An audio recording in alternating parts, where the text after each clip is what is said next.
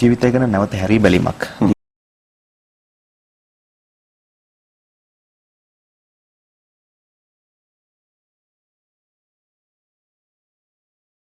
ජීවිතය ගැන වර්තමානයේ ජීවත් වීමක් සහ අනාගත ප්‍රවිෂ්ටයක් කියවත් හරියි.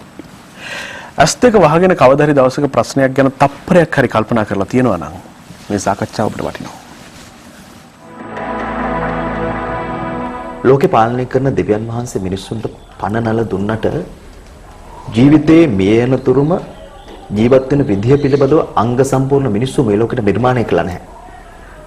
එහෙම නිර්මාණය කරන්න බලයක් අයිතියක් දෙවියන් වහන්සේට නැහැ. දෙවියන් වහන්සේ මේ ලෝකෙට මිනිස් ජීවිතය දෙනවා අභියෝගات එක්ක. ඒ අභියෝග ජය අරගෙන පුළුවන් නම් ජීවිතේ ජය ගන්න. ඕක තමයි ජීවිතේට ලැබෙන අභියෝගය. හැමදේම තිබිලා ජීවිත අභියෝගයේ හැමුවේ පරාජය වෙන මිනිස්සු ඕනතරම් අපේ සමාජය අද ඉන්නවා. හැබැයි ජීවත් වීමට හුඟක් දේවල් නැතුව ජීවිතේ ජය ගන්න මිනිස්සුත් අපේ සමාජයේ නැත්තෙම නැහැ.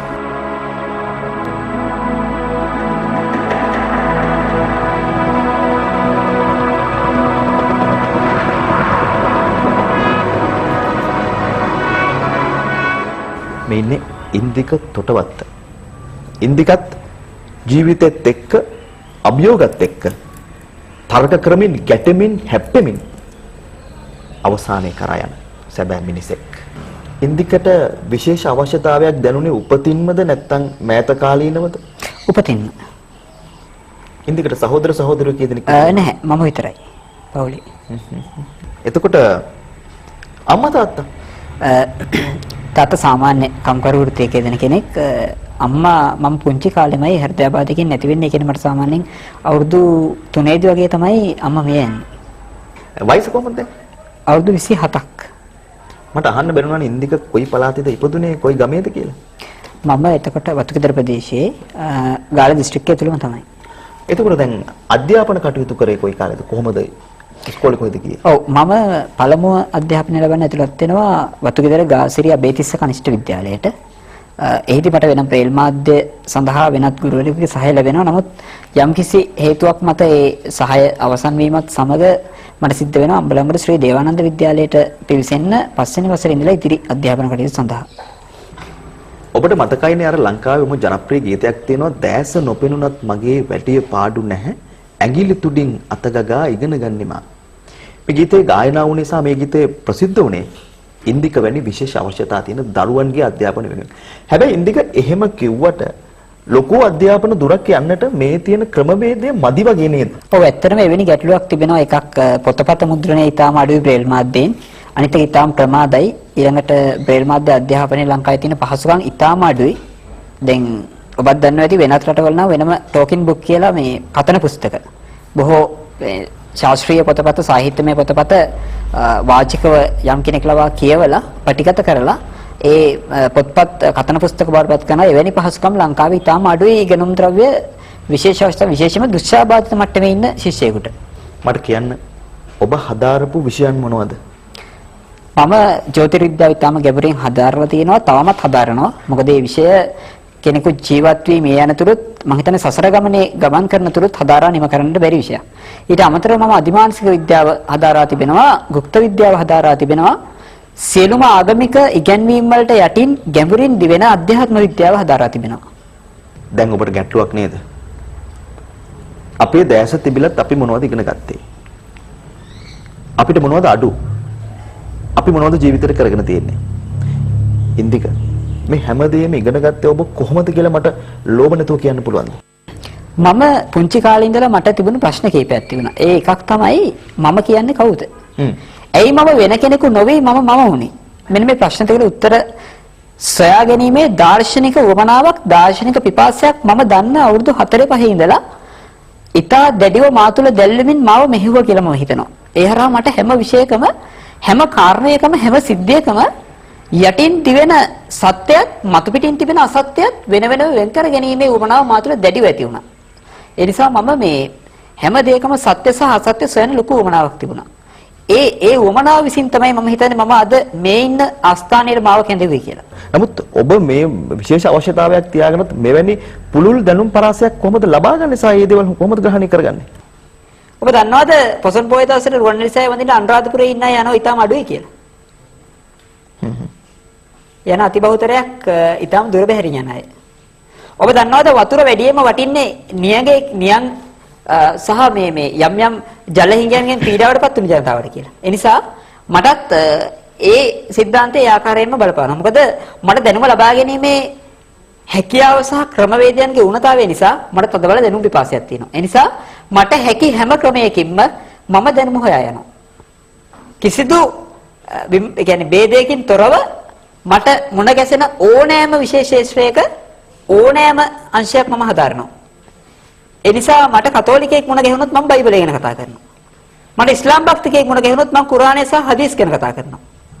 මට සම්පත් හින්දු භක්තිකයෙක් මුණ ගැහුනොත් මම භගවත් ගීතාව ගැන කතා කරනවා. මට සමාජවාදියෙක් මුණ ගැහුනොත් මම දාස් කැපිටාලය සහ ලෙනින්ගේ වෙලිම් 12 ගැන කතා කරනවා. මට යම් දිනයක නාසිවාදියෙක් මුණ ගැහුනොත් මම හිට්ලර් ගැන කතා කරයි. මට කියන්න අපි දකින දෙයට හාත්පස විදිහකට ඉන්දික මේ ලෝකේ දකිනවා ඇති. සම්මුතියත් එක්ක ජීවත් වෙන්න සම්මුතිය තුල ඉන්න සම්මුතිය ග්‍රහණය කරගෙන ඒ සම්මතය තුලම ජීවිතය පවත්වාගෙන යන්න පෙරෙන එක හොඳයි. හැබැයි පරමාර්ථය අවබෝධ කරගන්න පරමාර්ථය තේරුම් ගන්න මේ අතිශයින් ඛේදජනක දුක් සහිත මේ ජීවන ක්‍රියාවලියෙන් සදාතනික විමුක්තිය ලබන්න නම් ඔබ විශ්වාස කරයිද දන්නේ සම්පත් අන්ධවීම අනිවාර්ය සාධකයක් බව. සම්පත් සියලුම යෝගීවරු සත්‍ය අවබෝධ කරගන්නේ අන්ධවීමෙන් తాවකාලිකව අන්ධ බව ලබා ගැනීමෙන් කියලා ඔබ විශ්වාස කරනවද? බුදුන් වහන්සේ බුද්ධත්වයේ ලබා ගන්න භාවනා කරද්දී ඇයි ස්පියා ගන්නෙ? සියලු යෝගීවරු භාවනා කරද්දී ඇයි ස්පියා ගන්නෙ? පරමාර්ථය අවබෝධ කරගන්න නම් මසස తాවකාලිකව හෝ අන්ධ කරගත යුතුමයි. ඒ නිසා තමයි සත්‍ය වැටහෙද්දී ඊට පස්සේ අන්ධ කරගන්නේ. අන්ධ බව සත්‍ය අවබෝධය අනිවාර්ය සාධකයක්. ඒක ඔබට නැති නිසා ඔබ ලොකු ගැටලුවක් ඇති වුනහම ඒකට උත්තරයක් හොයද්දී ඔබ ස්පියා ගන්නවා. ඒ කියන්නේ පියවි ලෝකේ ගැටලු වලට උත්තර හොයාගෙන තියෙන හොඳම සාධකය අන්ධ බව කියලා ඔබට තේරෙන්නේ නැද්ද දැන්?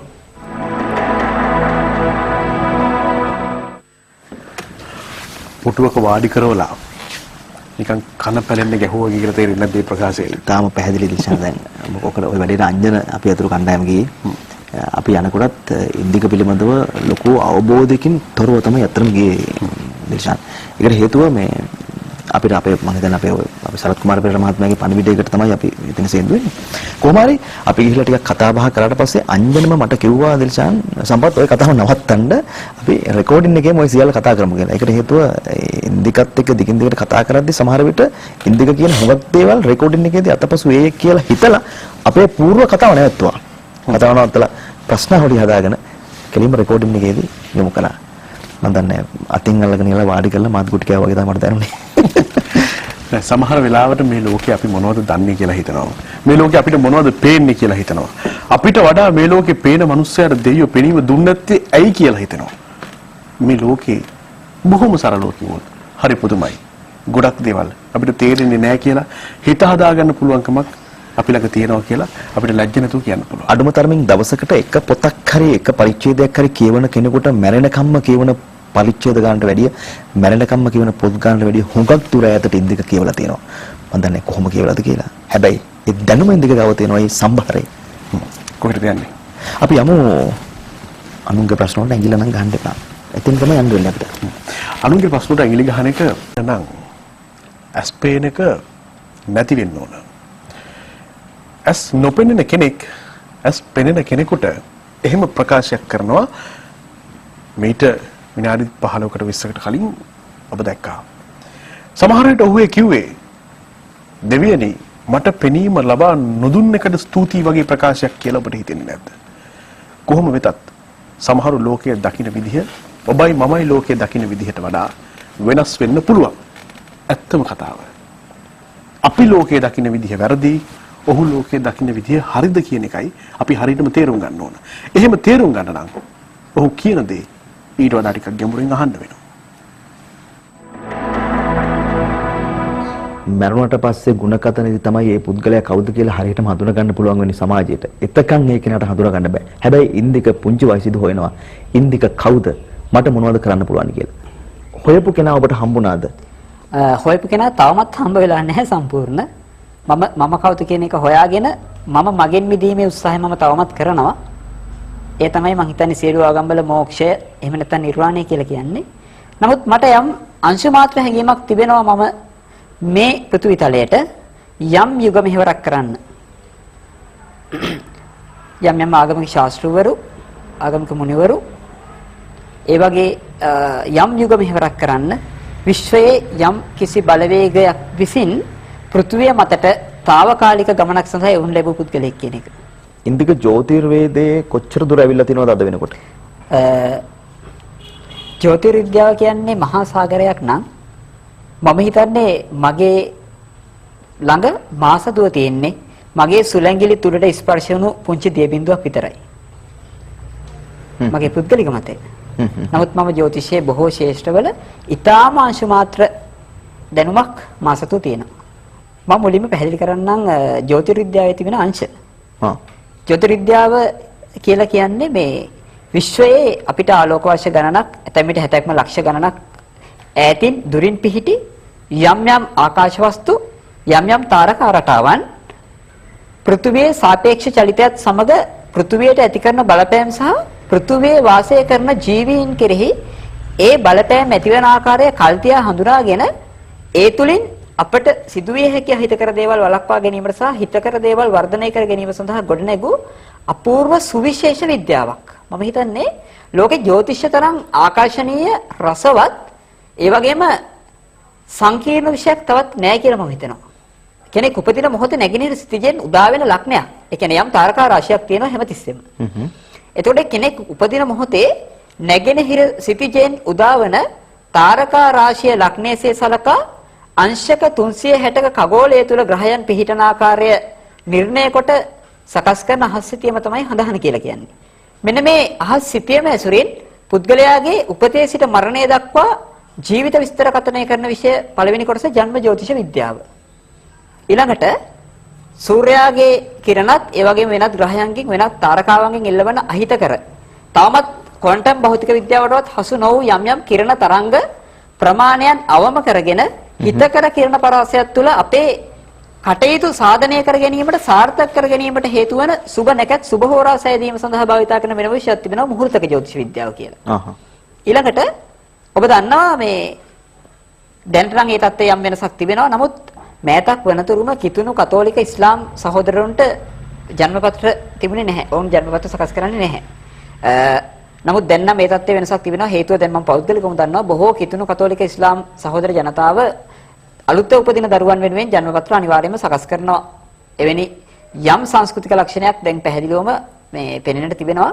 නමුත් එවැනි ජන්මපත්‍රයක් නැති කෙනෙක් අප වෙත හෝ වෙනත් ජ්‍යොතිර්වේදියෙක් වෙත පැමිණියොත් ඔහුට අදාළ කාරණා සඳහා පිළිතුරු දීමට සකස් කළ වෙනම විෂයක් තිබෙනවා ප්‍රශ්න ජ්‍යොතිෂය එහෙම නැත්නම් තත්කාල ශාස්ත්‍රය කියලා.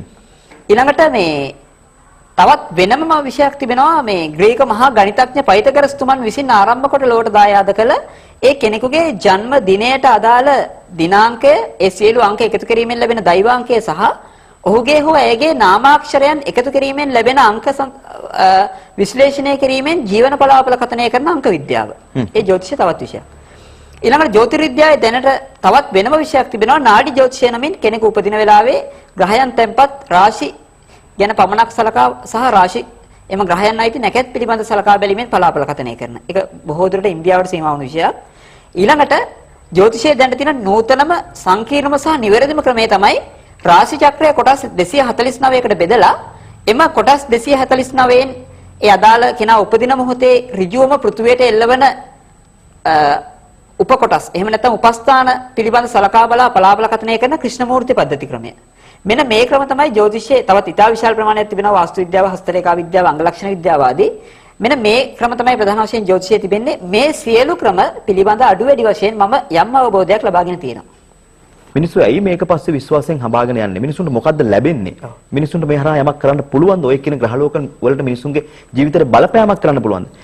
ඉන්දික ඕක දැඩි විශ්වාසවන්ත මතයක ඉඳන්ද කතා කරන්නේ ජ්‍යොතිර්වේදය ගැන? නෑ මම ඊටාම විවෘත බොහොම මධ්‍යස්ථ තැනක ඉඳලා මේ කතා කරන්නේ. ජ්‍යොතිෂය 100%ක් පරම සත්‍ය විෂයක් කියලා මම මොනම අවස්ථාවකවත් කියන්නේත් නැහැ. එහෙම කියලාත් නැහැ.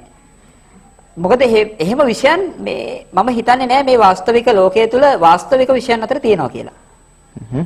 අප දන්න අපේ ප්‍රත්‍යක්ෂයනෝ බුද්ධ දේශනාව හැර. එයත් අපට කියන්නට පූර්ණ අයිතියක් නැහැ. මොකද අපි සත්‍ය අවබෝධ කළ අය නොවන නිසා. නමුත් මමත් ජ්‍යොතිෂය හදාරන්න පටන් ගන්නේ මමත් ජ්‍යොතිෂය මුලින් විශ්වාස නොකළ කෙනෙක්. මමත් ජ්‍යොතිෂය ගැන ප්‍රශ්න කරනවා. විශේෂයෙන්ම දැන් ඔය ඔබ දන්නවා අපි පාරම්පරික මේ උපත්යෙන් සිංහල බෞද්ධයන් නිසා බහුතරයක් ඔවුන් ජ්‍යොතිෂය දැඩිව විශ්වාස කරනවා ඉදා සිට අනාදිමත් කාලයක පටන්. දැන් අපේ නිවසියන් ඔය හැමදෙනාම ජ්‍යොතිෂය විශ්වාස කරනයි. මමත් එදා ඉඳලා ඔය ඔබ නගන ප්‍රශ්නය මම මාතුලිනුත් මම අන් අයගෙනුත් අහනවා. ඔබ නගන ප්‍රශ්නය මට පුංචි කාලේ මතුවෙනවා. දැන් ඔබ දන්නවා මේ කියනවා සෙනසුරු ඒ රාෂ්ටකවලදී අතක් හෝ කකුලක් කැඩෙනවා. එහෙම නැත්නම් මේ යම් අනතුරු වෙනවා කියලා. මට නැගෙන ප්‍රශ්නේ තමයි මේ ආලෝක 60ක්ම ලක්ෂ ගණනක් ආලෝක වර්ෂ ගණනක් ඈතින් එන සෙනසුරුට මොකද්ද තියෙන රුදාව මොකද්ද තියෙන අමාරුව මිනිහගේ කකුලක් කඩන්න. කොහොමද කරන්නේ? ඔව් කොහොමද කරන්නේ? ඒක ඊළඟ ප්‍රශ්නේ. ඔබ නිවැරදිම තැනකට ආවා. ඊළඟට අඟහරු 7 ඉන්නකොට විවාහය බිඳ වෙනවා නම් අඟහරුට කුජට මොකද්ද තියෙන අමාරුව මේ පැත්තක ඉන්න දෙන්නෙක් විවාහය බිඳ දාන්න. දැන් මේ ප්‍රශ්නත් එක්ක තමයි ඔය මමත් ඔය ප්‍රශ්න නගනවා. මම ජ්‍යොතිෂය හදාරන්න පටන් ගන්නෙ මේක වෘත්තියක් හැටියට කරන්න. එහෙම නැත්නම් මේක මුදල් උපයන මාර්ගයක් කරගන්න නෙමෙයි. මට මුලින්ම අවශ්‍ය වෙන්නේ ජ්‍යොතිෂය කියන විශේෂ සත්‍යයක්ද. මම ඔබට මුලින්ම කිව්ව මතක ඇති. මට හැම දෙයකම යටින් දිවෙන සත්‍යයත් මතු පිටින් නැති අසත්‍යයත් වෙන් කර ගැනීමේ උවමනාව ඒ දාර්ශනික අවශ්‍යතාවය මා තුළ කුඩා කාලයේ සිට තිබුණා කියලා. එතකොට මෙන්න මේ සඳහා තමයි මම මේ ආරම්භය ගන්නෙ. මම ජ්‍යොතිෂය ගැන හදාරගෙන යනවා. ඔබේ නැකත ඔබේ සුබ මොහොත ඔබම සකස් කරගන්න ග්‍රහ තාරකාවන් කුමක් කරන්නද කියලා. හැබැයි අමතක කරන්න එපා බුදුන් වහන්සේ මෙතනදී කිංකරිස්සන්ති තාරකා කිව්ව මිසක් නත්ති කරිස්සන්ති තාරකා කියලා ග්‍රහ තාරකාවන්ට කිසිවක් කළ නොහැක කියලා නැහැ. කියලා නැහැ.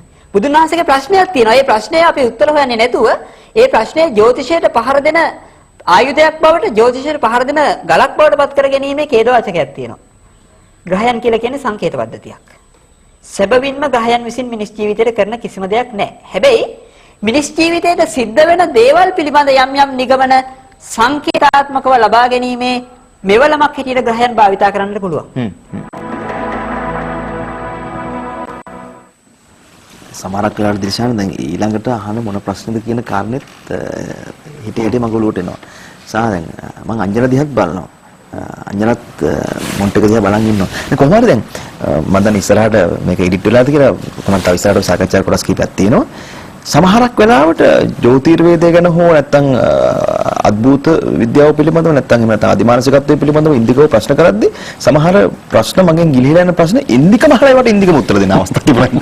ඉතින් ඒ තරමටම දැන් අපි නිකමට හිතමු දැන් දැස තියෙන කෙනෙකුට වැඩිය දැස නැති කෙනෙක් මේ පරිචය ලබා ගන්න විදිහ ගැනනේ හරි ප්‍රශ්න දෙන්න. අපිට ඇත්තටම වෙනස ඔස්සේ කතා කරන්න උවමනාව තිබුණොත් අන්න ඒ කාරණාව. නැත්නම් ඉන්දික දන්න ජ්‍යොතිර්වේදීවත් ඉන්දික දන්න අද්භූත විද්‍යාවත් නෙමෙයි. සහ මේ මොනවාද මේ ඉන්දිකේ තියෙන ආත්ම ශක්තිය ගැන. මේ කාරණේ තමයි අපිට මේ වෙනස ඔස්සේ කතා කරන්න උවමනාව තිබුණේ. හැබැයි ඉන්දික කතා කරපු දේවල් වලට ඔබ එකඟ නැතිනම් හෝ ඒ කියපු දේවල් ඔබේ විශේෂම ගැටෙනවා නම් දෙපාරක් හිතන්නත් අපිට ලියන්න. අපි ලියුම ලද සැනින් ඔබේ අදහස මේ විදිහටම මේ කැමරාව ඉස්සරහා 10 12 අතර කියනවා. කාටද කියනවාමයි. හරි. කසුන් මං හිතන්නේ සූත්‍ර වලින් ඇවිල්ලා තිබුණා. සමහරට ඔබට හිතන දේ ඔහු ඊට කලින් පැහැදිලි කරලා වෙන්න පුළුවන්. නමුත් තවත් ටිකක් වෙලාව ඔහු වෙනුවෙන් වෙන් කළ යුතුයි. ඉන්දිකත් එකයි ආයත් කතාව. අපි කොහොමද ජ්‍යොතිර්වේදයේ නිවැරදි තැනට තර්ක කරලා ගේන්නේ? ඔව්. අවුරුදු 6000කට අධික කාලයක් දැනට අපි දන්න ඉතිහාසය තුල ජ්‍යොතිර්විද්‍යාව පැවතෙනවා. අනිත් දේ තමයි ඔබ දන්නවද ජ්‍යොතිර්විද්‍යාව තරම් ආගමික සම්ප්‍රදායන් විසින් බැට දෙනු ලැබූ, පහර දෙනු ලැබූ, නිර්පාහරණු ලැබූ, පිටුවහල් කරනු ලැබූ වෙනත් විෂයක් ලෝකේ නැති බව. හින්දු දහම හැර වෙන කිසිම ආගමක් වෙන කිසිම දර්ශනයක් ජ්‍යොතිෂයට උදව් නොකරන බව. ඒ නිසා තමයි ඔබ අසහාය ඇති සමහර විට ජ්‍යොතිෂය ගැන කතා කරද්දී ජ්‍යොතිෂය කෙලින්ම නම් කරනවා හින්දු ජ්‍යොතිෂය කියලා. හේතුව හින්දු දහම විතරයි ජ්‍යොතිෂය Taman තුලට අරගෙන ජ්‍යොතිෂයට රැකවරණයක් දීපු ලෝකේ එකම ආගම එකම දර්ශනය. ඒ නිසා ජ්‍යොතිෂයයි හින්දු දහමයි අතර ඇති වෙන අවියෝජනීය සම්බන්ධයක්. හැබැයි ජ්‍යොතිෂය හින්දු නෙවෙයි. කතෝලික පල්ලියේ ජ්‍යොතිෂය තහනම් කරනවා. ඉස්ලාම් ධර්මයේ ජ්‍යොතිෂය තහනම් කරනවා. තේරවාදී අපේ මහාවිහාරික සම්ප්‍රදායේ ජ්‍යොතිෂය තහනම් කරනවා. හැබැයි එහෙම තියෙද්දී කිසිදු අනුග්‍රහයකින් තොරව අවුරුදු 6000කට අධික කාලයක් ජ්‍යොතිෂය බොහොම සුරක්ෂිත නිහඬ ගමනක යෙදෙනවා. මේ ප්‍රබල තර්කයක් ඊළඟට ජ්‍යොතිෂය සත්‍ය බවට ඔබට අවශ්‍ය තර්ක වලින් එහා ගිය දෙයක් නම් මම දෙන්නම්. ඓතිහාසික සාධක ඊළඟට විද්‍යාත්මක සාධක සහ ප්‍රායෝගික සාධක. උන්මාද චිත්‍රා ඔබ මහා වංශය ඓතිහාසික ග්‍රන්ථයක් බව පිළිගන්නවා නම් එහි නවකතාවකට එහා ගිය යම් හෝ සත්‍යයක් තිබෙන බව පිළිගන්නවා නම් උන්මාද චිත්‍රා උපන් මොහොතේම පුතුන් දස දිනකට පසුව පණ්ඩුවස්ස දේව රජතුමාට දාව බද්දකච්චායනා දේවියගේ කුසින් උන්මාද චිත්‍රා උපන් මොහොතේම ඇයගෙන් උපදින පුතෙකු සියලු මාමාවරුන් නසා මෙහි රජවන බව ජ්‍යොතිර්වේදියෙකු පැවසූ බව පිළිගන්න සිදු වෙනවා. හැබැයි අනාවැකේ 100%ක් සත්‍ය වෙන්නේ නැහැ. මොකද අබේ සහ ගිරිකණ්ඩ ශිව බේරෙන නිසා. හැබැයි ඒ 80%කට එහා සත්‍යයක් වෙනවා. අනිත් සියලු මාමාවරුන් මරා ඔහු ලංකාවේ රජ බවට පත් වෙනවා. ඊළඟට ඔබ දන්නවද අන්ත බමුණෙක් සංගතිස්ස සංගබෝධි ගෝඨාභය කියන කුමාරවරු තුන්දෙනාගේ අඩිසලකුණු අසා අනාවැකයක් පළ කරනවා මේ තෙදෙනා පිළිවෙලින් ලක්තිව රජ වෙන බවටත් අවසානයේ රජ වෙන පුද්ගලයා අති දීර්ඝ කාලයක් ලංකාවේ රජ කරන බවටත්. ඊළඟට මම ඔබට තව එන්නම් සිද්ධාර්ථ ගෞතම මහ බෝසතාණන් වහන්සේ බුද්ධත්වයේ ලබන බව පළමුවෙන් දකින්න ජ්‍යොතිර්වේදියෙක්. ඔව්. එනේරුන් හැරුණම ජේසුස් ක්‍රිස්තුස් වහන්සේ පළමුව හඳුනාගන්නේ පළමුව බලන්න යන්නේ ජ්‍යොතිර්වේදීන් තුන්දෙනෙක්. මම මේ ඉදිරිපත් කරන ඓතිහාසික සාධක. ඊළඟට ඊඩිපස් වගේ මහා කාව්‍යයන් නිර්මාණය වෙන එලියට් සහ ඔඩිසි ඔබ දන්නවා නම් හෝමර්ගේ කියවලා බලන්න. එලියට් සහ ඔඩිසි වගේ කාව්‍යයන් වල පැහැදිලිවම ජ්‍යොතිෂය පිළිබඳව ඉතා පැහැදිලි සඳහනක් තිබෙනවා. එතකොට මහා වංශය පිළිගන්නවනේ සත්‍යයක් හැටියට. මහා වංශය පිළිගන්නවා නම් මේ ටිකත් පිළිගන්න වෙනවා. මොකද ජ්‍යොතිෂය බුදුදහමට විරුද්ධ නම් දුටුගැමුණු රජතුමා විසා නැකතින් රුවන්වැලිසෑය ආරම්භ කරන වෙලාවේ මහරහතන් වහන්සේලා ඒක නවත්තන්න තිබුණා. නමුත් එවැනි දෙයක් කළ බවට මහා වංශය සඳහනක් නැහැ. සඳහනක් නැහැ. ඔව්. ඔය ඓතිහාසික සාධක. පෘථුවියේ තිබෙන වෙනස් වීමුත් එක්ක විවිධ භූකම්පන සහ පෘථිවි ගෝලයේ තියෙන තැටි ගමන් කිරීමත් එක්ක පෘථිවිය වෙනස් වෙලා. ඔව්. පෘථිවි ස්ථානගත වීම වෙනස් වෙලා. ඔව්. අක්ෂාංශ දේශාංශ රේඛා සමහර විට ලෝකයේ විද්‍යාඥයන් පවසන ආකාරයට යම් යම් වෙනස්කම් වලට භාජනය වෙලා. ඔව්. ඒ හරහා නිවැරදි ජ්‍යොතිෂ නැත්නම් නිවැරදි ජ්‍යොතිර්වේදය අපිට ලබා ගන්න පුළුවන්ද? ලෝකෙට ඔය කියපු ඔබ කියපු ජ්‍යොතිර්වේදයේ විවිධ පතයන් විවිධ විෂයන් හරියටම නිවැරදිවම ගම්ම්‍ය කරගන්න අපිට පුළුවන්ද? ඔය වෙනස් වීමත් එක්ක. ඔව්. හිපොක්‍රටිස් සොයාගත්ත පාරම්පරික ඉපැරණි බටහිර වෛද්‍ය විද්‍යාවේ නූතන රෝග වලට ප්‍රතිකාර කරන්න පුළුවන්ද කියලා මට ඔබෙන් පෙරලා නැවත ප්‍රශ්නයක් අහන්න සිද්ධ වෙනවා එතනදී. බැහැ. හැබැයි විශේෂය තමයි හිපොක්‍රටිස්ගෙන් පටන් ගත්ත මේ බටහිර වෛද්‍ය විද්‍යාව පරිණාමය වෙනවා, විකාශනය වෙනවා, දියුණු වෙනවා. ලංකාවේ කෙසේ වෙතත් ඉන්දියාවේ රටවල නූතන ජ්‍යොතිර්විද්‍යාව තවමත් දියුණු වෙනවා, පරිණාමය වෙනවා, විකාශනය වෙනවා. ලංකාවෙත් මේ වෙනුවෙන් ඉමහත් කාර්යයන් කරන පිරිසක් එදත් හිටියා, අදත් ඉන්නවා. දැන් උදාහරණයකට ඔබේ ප්‍රශ්නේ නිවැරදි. පැරණි වරාමිහිර උත්තර කාලාමෘතයේ සාරාවලිය වැනි ඉපැරණි පොතපත පරිශීලනය කරපු කෙනෙකුට නූතන දරුවෙකුගේ කේන්දරයක් දිහා බලලා කියන්න බෑ මෙයා පරිගණක ඉංජිනේරුවෙක් වෙයිද, මෙයා අභ්‍යවකාශ ඉංජිනේරුවෙක් වෙයිද, ගුවන් නියමුවෙක් වෙයිද කියලා. මොකද ඒ රැකියාව සම්බන්ධව පැරණි පොතපතේ සඳහනක් නැහැ. හැබැයි ඒ නිසා තමයි අපි නූතනයේ ගවේෂණය කරන්න ඕනේ. ඒ ජන්මපත්‍රය ඇසුරෙන් පරිශනාත්මකව අපිටම ආවේනික સિદ્ધාන්ත පද්ධතියක් සොයා ගන්නට ඕනේ. ඒ සඳහා බලාබල කතනය කරන්න. මොකද මේ හැම විෂයක්ම සජීවී. ඔබ දන්නවා සජීවී හැමදේම පරිණාමය වෙන බව. සජීවී හැමදේම උචිතෝන්නතයට අනුව අනුවර්තනය වෙන බව. එමනම් ජ්‍යොතිෂයත් එසේ අනුවර්තනය විය යුතු යම් ප්‍රමාණයකට දැනටත් වෙමින් පවතිනවා. ඉන්දික මම නොදන්න නිසා මේ ප්‍රශ්නේ අහන්නේ. ඔබ නූතන ජ්‍යොතිර්වේදය ගැන කතා කරා, නූතන ජ්‍යොතිර්වේදයේ නව අර්ථකථනයන් ගැන කතා කරා. දැන් බොහෝ දෙනෙක් තමන්ගේ හඳහන නැත්තම් තමන්ගේ වෙලාපත්කඩේ බලාගන්නේ කම්පියුටරෙන්නේ. පරිගණකයෙන්. එතකොට පරිගණක ගත කරලා තියෙන දත්තයන් කවුරු හරි මිනිස්සෙක් හදපු දත්තයන්. හැබැයි ඉන්දික දැන් අපි දන්න ආකාරයට ගම්වල බොහෝ දෙනෙක් තමන්ගේ වෙලාපත්කඩේ බලාගන්නේ පාරම්පරික එක්ක පන්සලේ හාමුදුරන්ගෙන් නැත්නම් ජ්‍යොතිර්වේදිකෙන්. හැබැයි ඒ බලන හඳහනයි ඒ බලන වෙලාවයි අර කම්පියුටරේ බලන වෙලාවයි වෙනස්. සමහර විට ලග්න වෙනස්, වෙලාවන් වෙනස්. ඉතා පැහැදිලිව ඔකින් කියන මොලේ පරිගණක මුදුකාංග වලින් සකස් කරන කේන්ද්‍ර සඳහන් නිවැරදි. නමුත් සම්ප්‍රදායික ජ්‍යොතිර්වේදීන් මේ පිළිගන්න කැමති නැති ප්‍රශ්නයක් තියෙනවා සම්පත්. ඒ කියන්නේ මේ ඔවුන්ගේ මතය අනුව මොකද ඔවුන් තර්ක කරනවා කම්පියුටරෙන් කේන්ද්‍ර හදන්න බෑ කියලා. මෙතන තියෙන ගණිතමය පදනමක් නේ. ගණිතමය පදනමකදී මිනිස් මොළයට වඩා සම්පත් විශ්වසනීයයි යාන්ත්‍රික පරිගණක ක්‍රමය. මොකද එහි වර්ධින තියෙන ඉඩකඩ අඩුයි මිනිස් මොළයට වඩා. ඒ මම හිතනවා ඔබත් පිළිගන්නවා. දැන් ලෝකේ ඕනෑම සියුම් ගණනය කිරීම වර්තමානයේ කරන්නේ පරිගණක තාක්ෂණය ඇසුරින්. අනිත් ඒ පරිගණකයෙන් කේන්ද්‍ර හදද්දී අර ස්ත්‍රී පුරුෂ නවාංශක නොසලකා හැරෙන නිසා දෙනු ලබන වේලාවටම නිවැරදි නවාංශකය සකස් කරනවා. ඒ නිසා වඩාත්ම ඇතරම ඒ නිවැරදි ඊටත් වඩා නිවැරදි නූතන භව කේන්ද්‍ර ක්‍රමයට ක්‍රිෂ්ණමූර්ති ක්‍රමයට සකස් කරන ජන්මපත්‍ර. මේ මම කියන හිතුවක්කාර කතාවක් නෙවෙයි. ලංකාවේ හිටපු අති දක්ෂ ප්‍රවීණතම ජ්‍යොතිර්වේදීන් වන SW පස්සිරත්න මහත්මයා, මෑතකදී අභාව ප්‍රාප්ත වුණු රෝහන් සිසිරු කුමාර මහත්මයා සහ බෙන්තොර හියුබර්ට් ප්‍රනාන්දු මහත්මයා මේ ජ්‍යොතිර්විද්‍යාවේ ලංකාවේ හිටපු අති දෙවන්තය තුන්දෙනෙක්. මේ තුන්දෙනාම මාදරණ මතේ නියෝජනය කරපු ජ්‍යොතිර්වේදිය තුන්දෙනෙක්. හැබැයි උන් මේ මගේ પરම්පරාවේ නෙමෙයි. ඊටාම ඈත අතීතයේ හිටියේ. ඒ නිසා ජ්‍යොතිෂය පිළිබඳ අපි මීට වඩා නූතන විදියට බලන්න ඕනේ. මොකද මේ අපි ඉස්සර ගමන් ගියේ ගොංකරත් වල ඉන්නේ සම්පත්. එතකොට කම්පියුටරෙන් කේන්දර හදන එක වැරදි කියලා කියනවා නම් කම්පියුටරකින් කේන්දර හදන්න බෑ කියලා කවුරු හරි සම්ප්‍රදාය ජ්‍යොතිර්වේදියෙක් කියනවා නම් අපිට පිළිගන්න සිද්ධ වෙනවා බස් එකෙන් කොළඹ යන්නත් බෑ කියලා. ඉන්දික පැහැදිලි කරන්නේ මේ දැන් ජ්‍යොතිර්වේදය කියලා කියන්නේ විශේෂයෙන්ම මේ කේන්දර සටහන් නිර්මාණය කරද්දී උතන තියෙන ගණිත කර්මයක්. මේ සම්බන්ධයෙන් පරිගණකය පාවිච්චි කිරීමේදී අර සාමාන්‍ය සාම්ප්‍රදායික ක්‍රමයට වඩා වැඩි නිර්වද්‍යභාවයක් අපේක්ෂා කරන්න පුළුවන් කියලා. ඒ කියන්නේ දිල්ෂන් දැන් කෙනෙකුගේ උපන් වේලාවත් එක්ක කේන්දරේ සකසා ගැනීම තුල නෙමෙයි දැන් සකසා දුන්න කේන්දරේ පරිගණකයට යොදලා බැලීම සහ උපන් වේලාව පරිගණකයෙන් බැලීම සහ තමන්ගේ පාරම්පරිකව එන ඥානයකින් නැත්නම් ජ්‍යොතිර්වේදයකින් කේන්දරේ ලියා ගැනීම තුල තියෙන වෙනස්කම ගැන අපි සාකච්ඡා කරන්න උත්සාහ කරනවා. නමුත් ඉන්දික කියන තර්ක කරනවා ඉන්දික කියන්නේ නියම විදිහට වේලාව දුන්නාම කම්පියුටරෙන් හරියට හදා ගන්න පුළුවන්. ගාන හදන එක හරියටම වෙනවා කියන එක තමයි. අනිවාර්යයෙන්. කියන්නේ හැබැයි මේ සියල්ල ඔබට ਵਿਚාරයට තියෙන ඕනම විවේචනයක් එකක නැත්තම් අපිට කියන්න ඉන්දිකට මේ දැනුම මේ විදිහට ලැබෙන්නේ ඔහු රේල් සිස්ටම් එකෙන් අර පොතපත කියවලා ඉගෙන ගන්න ක්‍රමෙමත් නෙමෙයි. ඔය හැමදේම එළියට නැහැනේ. අපි තව විනාඩි 5ක් 6ක් මං කියන්නේ ඉන්දික වෙනුවෙන් කරමු කියලා. ඒ කාලෙ මන්දි වෙයි. නෑ කමන්නේ. අපි බලමු ඉන්දික මොනවද කියන්නේ. ඔබේ දැනුම් පරාසය සහ ඔබ ඉන්න තැන ඔබ කරන සේවාව පිළිබඳව ඔබේ පෞද්ගලික හැඟීම මොකක්ද? මම හිතනවා මම මටම ආවේනික මටම අනන්‍ය වෙනස් වූ නව්‍ය තැනක මම ඉන්නවා කියලා ජ්‍යොතිෂය තුල. දැන් ඔබ දන්නවා ඕනම කෙනෙකුට ජ්‍යොතිෂය පිළිබඳ මූලික දැනුමක් තියෙන කෙනෙකුට ඔබේ උපන් දිනය, උපන් වේලාව, උපන් ස්ථානය දුන්නොත් ඔබේ කේන්ද්‍ර සටහන උට හොයට හදලා දෙන්න පුළුවන්. ඒ ඔබ පැහැදිලිව දන්න දෙයක්. හැබැයි ඔබේ ඒ විස්තර මුකුත් නැතුව ඔබේ දැන් හදලා තියෙන කේන්ද්‍ර සටහනේ, ලග්න සටහනේ, නවාංශක සටහනේ විතරක් කොපි කරලා පිටපත් කරලා ජ්‍යොතිර්වේදියෙකුට දීලා කිව්වොත් ඔබ උපන් අවුරුද්ද, මාසය, දිනය සහ වේලාව කියන්න කියලා ඒ හැකියාව ලෝකෙ කිසිම ජ්‍යොතිර්වේදියෙකුට නැහැ.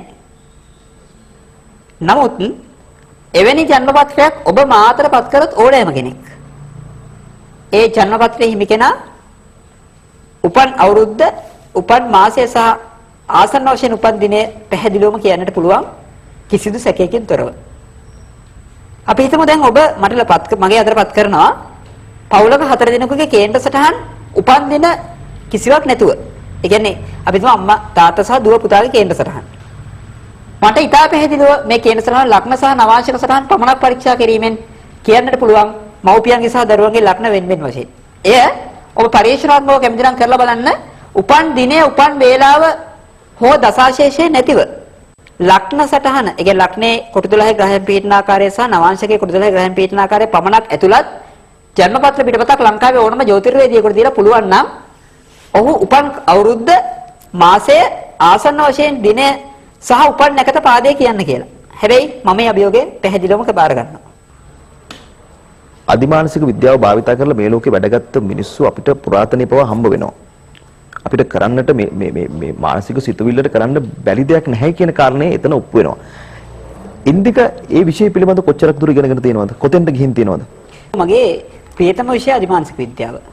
මොකද අධිමානසික විද්‍යාව වටින්නේ සහ වැදගත් වෙන්නේ මේ හුදු ආගමික මිත්‍යාවන් ප්‍රවාදයයි මෑතක් වන තුරු සැලකූ බොහෝ දේ පැරාසයිකොලොජි එහෙම නැත්නම් බටහිර විශ්වවිද්‍යාල මට්ටමින් අද විශ්වවිද්‍යාල විෂයක් ලෙස ඉගෙනවෙන අධිමානසික විද්‍යාව එහෙම නැත්නම් පාරමාණු විද්‍යාව නිසා සත්‍යයක් යයි පිළි නොගැනුණත් මිත්‍යාවක්සේ බැහැර කළ නොහැකියයි කියන මට්ටමට පත් වෙලා තියෙනවා වර්තමානයේ වෙනකොට. එතකොට මේ විෂය මම හදාරනවා, මම යම් යම් අත්දැක බැලීම් කරනවා. තවමත් කරුණු හෙළි කිරීමට ශ්‍රී ලාංකේය ජන විඥානයේ නොවැඩුණු ශ්‍රේෂ්ඨ ගණනාවක් පිළිබඳ කරුණු හොයාගෙන තියෙනවා, හොයා ගනිමින් තියෙනවා. ඒ කියන්නේ මේ අධිමානසික විද්‍යාව පිළිබඳ වෙනම ගැටලුවක් තියෙනවා. මොකද අධිමානසික ලාභීන් සහ මැජික් කාර්යයන් වෙන්කොට හඳුනා ගැනීමේ පොඩි ගැටලුවක් තියෙනවා. මේ දෙකලොනගම එක හා සමාන සමහර ලක්ෂණ තියෙන නිසා. නමුත් දැන් ඔය අධිමානසික විද්‍යාව කියලා කියන්නේ ඔබ කිව්ව හරියටම හරිය නූතන විෂයක්ම නෙවෙයි. දැන් ඊටාම ඈත අතීතයේ ඉඳලා බුදුන් වහන්සේගේ කාලයේ පවා අධිමානසික විද්‍යාව හදාරපු ඒ විෂය ප්‍රවීණයන් විශිෂ්ටයන් හිටිය බව පැහැදිලිවම ත්‍රිපිටක සාහිත්‍ය සඳහන් වෙනවා. දැන් උදාහරණයක් තමයි ඔබ දන්නවද? බුද්ධ කාලයක බ්‍රාහ්මණයෙක් හිටියා වංගීස කියලා. මේගේ ඕනෑම කෙනෙකුගේ හිසට තට්ටු කරලා ඔහු දැන් ඉපදී සිටින ස්ථානය කියන්න පුළුවන්. ඒ බුදුන් වහන්සේ පවා තහවුරු කරනවා සනාත කරනවා සත්‍යයක් බව. ඊළඟට බුදුන් වහන්සේ ඔහුට ලබා දෙනවා රහතන් වහන්සේ නමකගේ හිසක්. දැන් මෙයාගේ මේ ක්‍රමෙන් හොයනවා ඉපදිච්ච තැන හොයාගන්න බෑ. අන්තිමට වංගීස කියනවා ස්වාමීනි මට මෙයාගේ ඉපදිච්ච තැන හොයාගන්න බෑ. ඊට පස්සේ බුදුන් වහන්සේ කියනවා මොහු නොඉපදුණු නිසා ඉපදිච්ච තැන හොයාගන්න බෑ ඔබ නිවැරදියි කියලා. සීන ස්වාමීනි ඉපදිච්ච අයගේ ඉපදිච්ච තැන හොයන විද්‍යාවට වඩා මට නූපදින විද්‍යාව හොඳයි මට ඉන්න ඒ විද්‍යාව කියලා දෙන්න කියලා ඔහු මහාන වෙනවා වංගීස මහරහතන් වහන්සේ. මේ බුද්ධ ශාසනයේ විචිත්‍ර කවියෙක් ලෙස හැඳින්වෙන. ඊළඟට ඔබ අහලා ඇති බුද්ධ ශාසනයේ මේ ත්‍රිපිටකයේම සඳහන් වෙනවා පාගමනින් දියමත ඇවිදපු යෝගීවරු පරිබ්‍රාජක ගැන. ඔබටත් මේ වැඩසටහන තුලත් විවිධ එවැනි හැකියාවන් තිබෙන අය හම්බෙලා ඇති. ජීන් ඩික්සන්, රස්පුටින්, ඊළඟට එඩ්ගා කේසි මේ වගේ ඉතා විශාල පිරිසක් ඉන්නවා අධිමානසික ලාභීන්. අධිමානසික විද්‍යාව සම්පත් කොටස් ගණනාවකට බෙදෙනවා. එකක් තමයි අධිමානසික බලයෙන් භෞතික ද්‍රව්‍ය චලනය කිරීම. පීකේ හැකියාව කියලා කියනවා. ඊළඟට අධිමානසික බලයෙන් දුරකථන හෝ වෙනස් සංනිවේදන උපකරණ භාවිතා නොකර දුර ඉන්න කෙනෙකුට පණිවිඩ සංනිවේදනය කිරීම. ඔබ දන්නා එක ටෙලිපති. ඊළඟට අධිමානසික බලයෙන් දුර තිබෙන දේ දැකීම සහ දුර සිදුවන සිදුවීම් විස්තර කිරීම. ඊළඟට පෙර ජන්ම ගවේෂණය, පුනරුත්පත්ති ගවේෂණය. ඔය ඇතුලේ මම ගොඩාක් මුනන්දු වෙන්නේ පුනරුත්පත්ති ගවේෂණයට සහ මේ නොපෙනෙන ලෝකේ. ඇස්ට්‍රාවල් කියලා කියන අපිට එහින් තියෙන අපිව මෙහෙවන අපිත් එක්ක සම්බන්ධතාව පවත්වන නමුත් තාමත් අපි නොදන්නා තිරයෙන් එහා මනෝමය ලෝකයේ සහ වෙනත් දියුණු පිටසක්වල ජීවීන් වාසය කරන වෙනත් භෞතික ලෝකයන් පිළිබඳ ගවේෂණය කිරීම තමයි මගේ ප්‍රධාන අරමුණ සහ මගේ විශේෂීත්වය වෙන්නේ. ඊළඟ විෂය සම්බන්ධයෙන් තියෙන මාතෘකාව කතා කරන්න යලිත් අපිට මුලට යන්න වෙනවා ඉන්දික. ඔව්. ජ්‍යොතිර්වේදයේ කියනවා භූත විද්‍යාවක් ගැන. ඔව්.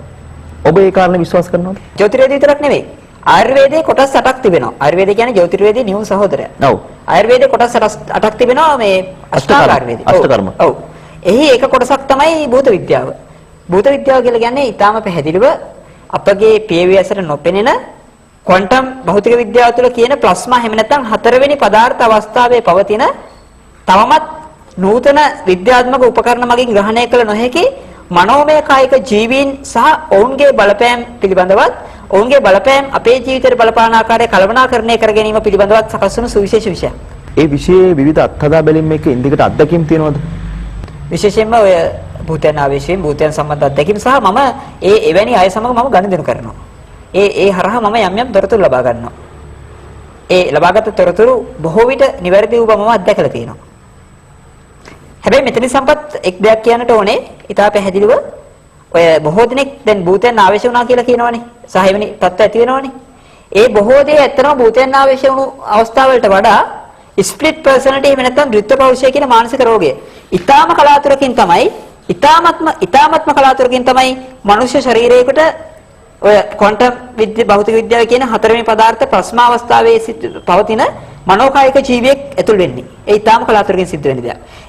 එවැනි ඔය හඳුනන ඔය බොහෝ ආවේශ වුණා කියලා කියන අවස්ථා මානසික රෝග මිස සැබවින්ම භූතාවේශයන් නෙවෙයි. භූතයන්ගෙන් වැඩ ගැනීම කියන කාරණේ ඔබ පිළිගන්නව සත්‍ය කරනවා කියලා විශ්වාස කරනවද? භූතයන්ගෙන් වැඩ ගන්න පුළුවන් ක්‍රම දෙකක් තියෙනවා සම්පත්. එකක් තමයි මන්ත්‍ර විද්‍යාවේ තියෙන යම් යම් ශබ්ද තරංග භාවිතා කරලා භූතයව නොමග යවලා අපි යම් මේ ආහාරයකට හෝ ප්‍රිය කරන යම්කිසි මද්යසාරෝ යම්කිසි දෙයකට ඔහු ආග්‍රහණය කරන සලස්සලා ඒ භූතයව කැඳවලා අපේ ග්‍රහණයට අරගෙන ඔහු යම් අධිමානසික බන්ධනයකට ලක් කරලා බලෙන් වැඩ ගැනීම. ඊළඟ ක්‍රමය තමයි සම්පත් ඔවුන් සමග ඊටාම සුහද මිත්‍රශීලී හෘදයාංගම සබන්තාවයක් පැවැත්වීමෙන් ඔවුන්ගේ උදව් ලබා ගැනීම. භූතයන්ගෙන් වැඩ ගැනීමට මම විරුද්ධයි. හැබැයි භූතයන්ගෙන් උදව් ලබා ගැනීමේ වරදක් මම දකින්නේ නැහැ. හැබැයි ඊටාම පරිස්සමෙන් කළ යුතු දෙයක්. මොකද භූත ලෝකයේ මිනිස් ලෝකයේ වගේම බොරු කරන බොරු කියන සහ අපව රවට්ටන පිරිස ඊටාම වැඩි. දෙවියන් පිළිබඳ විශ්වාසය කොහොමද? දෙවියන්ට අපිට යම් සම්පත් පිළිසරණක් වෙන්න පුළුවන්ද? අපිට යම් දෙයක් ඉල්ලන්න පුළුවන්ද දෙවියන්ගෙන්? දීඝනිකායේ මහා පරිනිබ්බාන සූත්‍රයේ බුදුරජාණන් වහන්සේම සඳහන් කරන සම්පත් දේවතානුකම්පිනෝ පෝසෝ සදා භද්‍රානි පස්සතු. මේ තියෙන දීඝනිකායේ මහා පරිනිබ්බාන සූත්‍රය කැමති නම් කෙනෙකුට බලන්න පුළුවන්. දෙවියන්ගේ අනුකම්පාව යමෙක් ලබන්නා වුණම් ඔහු සදාකල් යහපත්සේ සුවසේ වෙසෙන්නේය. ඒ බුද්ධ වචනය අනුවම සම්පත් අපට පිළිගන්නට පුළුවන් දෙවියන්ගෙන් පිහිට ලද හැකි බව. හැබැයි ඒ වෙනම කතාවක් වෙනම කළ යුතු දෙයක්. දෙවියන් සහ බුදුන් වහන්සේ අතර අවියෝජනීය සම්බන්ධයක් පැහැදිලිවම ත්‍රිපිටකයේ පුරාම දකින්න පුළුවන්. මොකද මහා බෝසත්ණන් වහන්සේ තුස්ස දෙව්ලොවේ ඉඳලා එන්නේ දෙවියන්ගේ ආරාධනයක් මත. උන්වහන්සේ ආරාධනා කරන්නේ කාලෝයන්තේ මහාවීර උපජ්ජමාතු පුච්චයන් සදේවකන් තාරයන්තෝ පුජ්ජස්සවම තම්පදා.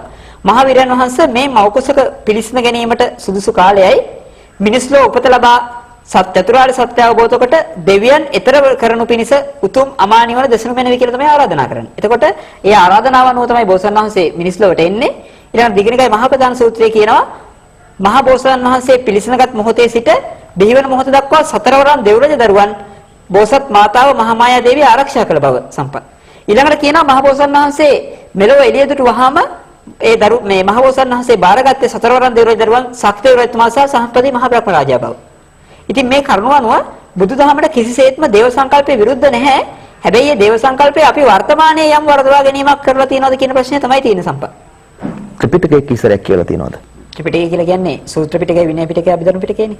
සූත්‍ර පිටකයේ සම්පත් කොටස් පහක් ප්‍රධාන වශයෙන් තියෙනවා. දීඝ නිකාය, මජ්ක්‍ධිම නිකාය, සංයුක්ත නිකාය, අංගුත්තර නිකාය, කුද්දක නිකාය කියන. ඒතර ප්‍රධාන නිකාය හතරත් ඊට හතරටයි පොත්පත්වල අමතරව මේ තියෙනවා සම්පත් කුද්දක නිකාය වෙනම පොත් 15ක්. ඊළඟට විනය පිටකයේ පොත් 5ක් තියෙනවා, අභිධර්ම පිටකයේ තියෙන පොත් 7ක්. ඔය අතරින් සමස්ත සූත්‍ර පිටකයට අයිති සම්පත් සූත්‍ර 17705ක්. ඔය සූත්‍ර 17705 මම හදාarලා තියෙනවා. විනය පිටකයේ තම හදාරනමට යමු වෙනට අවස්ථාවක් ලැබුණේ නැහැ. ඉදිරියේදී බලාපොරොත්තුවක් තියෙනවා. අභිධර්ම පිටකයේ ගැඹුරින් හදාarලා තියෙනවා. මොකද මම දහම් පාසල් ගුරුවරයෙක් හිටිය අවුරුදු 6කට අධික කාලයක් සේවය කරපු කෙනෙක්. දැන් කාර්යබහුලතාවය නිසා නොයදුනත් මම දහම් පාසලෙත් පාලි භාෂාව සහ අභිධර්මයේ පිළිබඳව ඉගෙනීම් කටයුතු යෙදුණු කෙනෙක්. අභිධර්ම පිටකයේ පැහැදිලි අවබෝධයක් තියෙනවා. ඊට අමතරව සම්පත් සුද්ධ වූ බයිබලයේ, සුද්ධල් කුරානය සහ භගවත් ගීතාව පිළිබඳ පැහැදිලි අවබෝධයක් සහ පැහැදිලි හැදෑරීමක් තියෙනවා. බොහෝ දෙනෙක් හමායන මාතෘකාවක්. සහ අනිත් එක අපි ලොකු ගැඹුරකට ගියෙත් නැහැ මේ කාරණාවල. නමුත් දල පැහැදිලි කිරීමක් කතා කරමින්, දල පැහැදිලි කිරීමක් කරමින් සරල සාකච්ඡාවක් යෙදුණා. නමුත් මිනිස්සු ඇයි මේ ගැන මෙච්චර හොයන්නේ? මිනිස්සුන්ට මොකද්ද මේ ගැන තියෙන හොයන්න තියෙන උවමනාව? සාමාන්‍ය සම්පත් අපි එදත් කියව දේ තමයි මේ සාමාන්‍යයෙන් අපි දකින්න දේ තමයි දැස නොපෙනෙන කෙනෙක්ව ඇස් පේන කෙනෙක් එක්කන් ගිහිල්ලා කොහේ හරි තැනක වාඩි කරනවා. නමුත් එදා වුණේ ඊට වෙනස් දෙයක් නේ. ඇස් පෙනෙන අපිව මේ දැස නොපෙනෙන තරුණයා අමුතුම තැනකට අරගෙන යනවා. ඔහු කියපු එක ප්‍රකාශයක් මගේ හිතේ බොහොම තදට තියෙනවා. ඔහු කිව්වේ Tamanව තේරුම් ගන්න නම් හැම මිනිහෙක්ම මොහොතකට හරි ඇස් නොපෙනෙන කෙනෙක් බවට පත් වෙන්න ඕනේ. ඔහු උදාහරණයකට අරන් කියන්නේ ඔය ඇස් පේන මිනිස්සුන්ට ලොකු ප්‍රශ්නයක් ආපුවාම ඇයි මේ මිනිස්සු ඇස් දෙක පියාගෙන කල්පනා කරන්නේ? ඒ වගේ හරි අපූර්ව කතා බහක් අපි පහුගිය සතියේ කළා. මං හිතනවා ඒ කතා බහේ තවත් කතා කළ යුතු තැන් ටිකක් ඉතුරුනා කියලා. අපි ඒ ටික අද කතා කරමු මේ විදිහට. මේ කාරණේ හරිම ගැඹුරුයි. මේ මාතෘකාව පුළුල්. මම නොදන්න කෙනෙක්සේ ඉන්දිකකින් සරලව මේ කතාව පටන් ගන්නවා.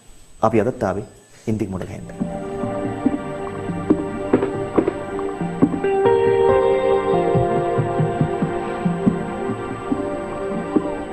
අදිමානසික ශක්තිය ගැන අපි කතා කරමු.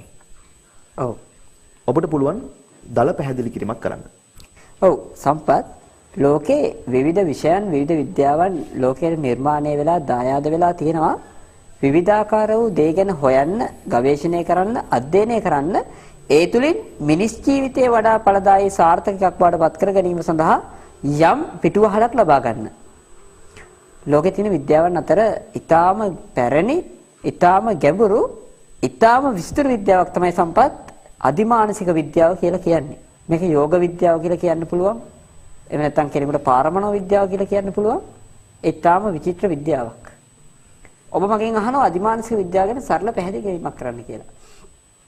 මේ අපේ ඇස කන නාසය දිව කය කියන පංචේන්ද්‍රයන්ගෙන් එහාට ගියපු යම් විශ්මිත දෙයක් කරන්න පුළුවන් නම්, යම් විශ්මිත දෙයක් දකින්න පුළුවන් නම්, අන්න ඒ හැකියාවට ඒ කුසලතාවයට කියනවා සම්පත් අදිමානසික කුසලතාවයක්, අදිමානසික ශක්තියක්. බෞද්ධ අදිමානසික විද්‍යාවේදී මේ හඳුන්වනවා 이르දි කියන නමින් සම්පත්. එතකොට මේ ඔන්න ඔය අදිමානසික ශක්ති කොහොමද ලබන්නේ? ඒ අදිමානසික ශක්තිය තුළින් කළ හැක්කේ මොනවාද? ඒ නිවැරදිව ක්‍රියාත්මක කරන්නේ කෙසේද කියන කාරණේ උගන්වන විෂයයි අදිමානසික විද්‍යාව කියලා කියන්නේ සම්පත්. හොඳයි. ඔබ පැහැදිලි කරන්න මට අදිමානසික ශක්තිය තියෙන කෙනෙක්, අදිමානසික ලාභියෙක්ව අපිට මේ සිවිල් සමාජයේ හඳුනා ගැනීමට හැකියාවක් තියෙනවද බාහිර ස්වරූපය අනුව?